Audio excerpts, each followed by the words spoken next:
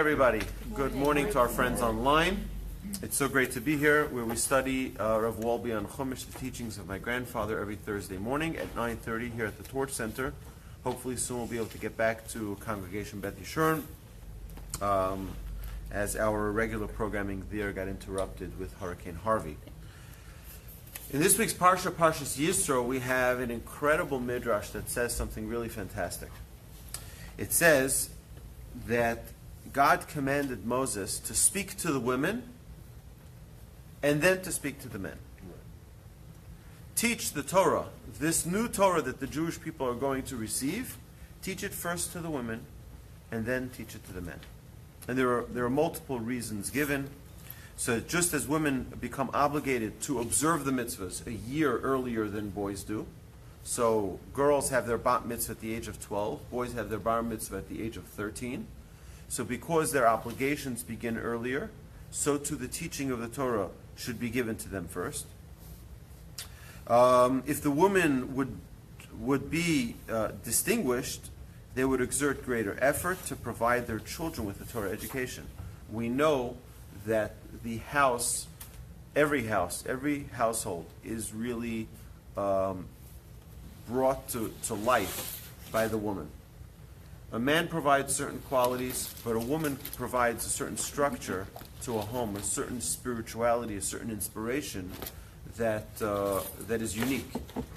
So if the women feel this obligation, if they're told about the Torah first, they'll set up that structure, they'll set up that framework through which the Torah could be observed in their home and the Torah could be influenced in their home. Also, it says that Hashem said, when I gave the first mitzvah to Adam, but not to Chava, not to Eve, she consequently sinned. Now, the woman shall be addressed first, so they should not believe that their transgression of the mitzvahs are less serious than those of men. And being addressed first was also a special honor for the women. It was granted to them because the Jewish people were redeemed from Egypt in the merit of the righteous woman. Now, I want to share with you just an idea about this. Is that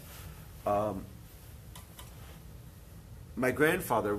I was sitting with my brother, my older brother, and we asked my grandfather, "To what did you merit to become who you are?"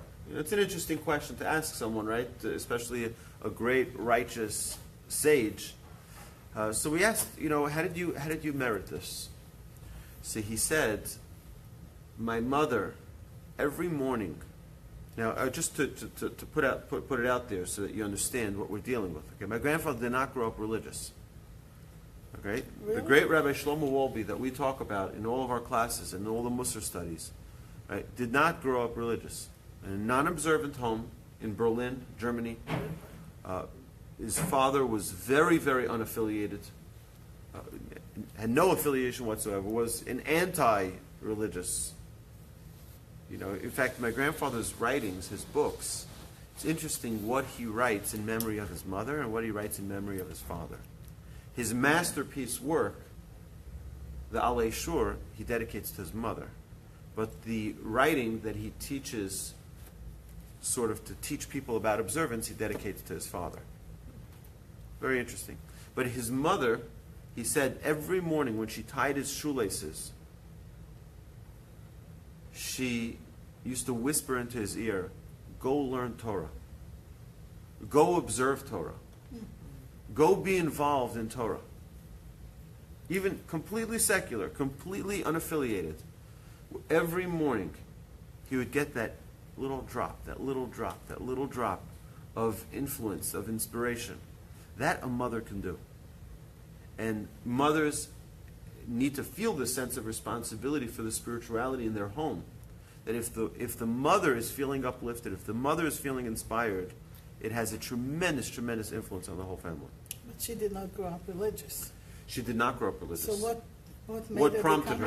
Yeah. I guess it was just this internal feeling of spiritual connection. And my grandfather at age 9 asked his mother for one of his, I think it was like a birthday present, to get him a podium.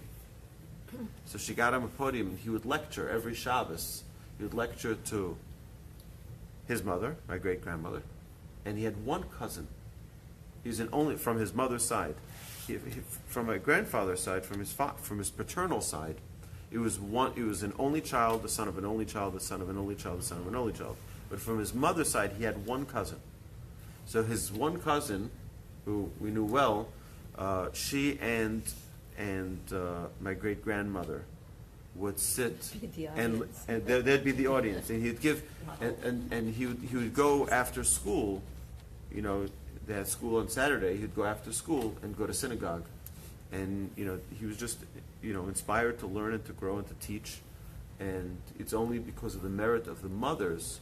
We see it in Egypt as well. It was the mothers, the women, that in their merit, the Jewish people were saved from Egypt. So you said he didn't grow up religious, but at 9 he was already...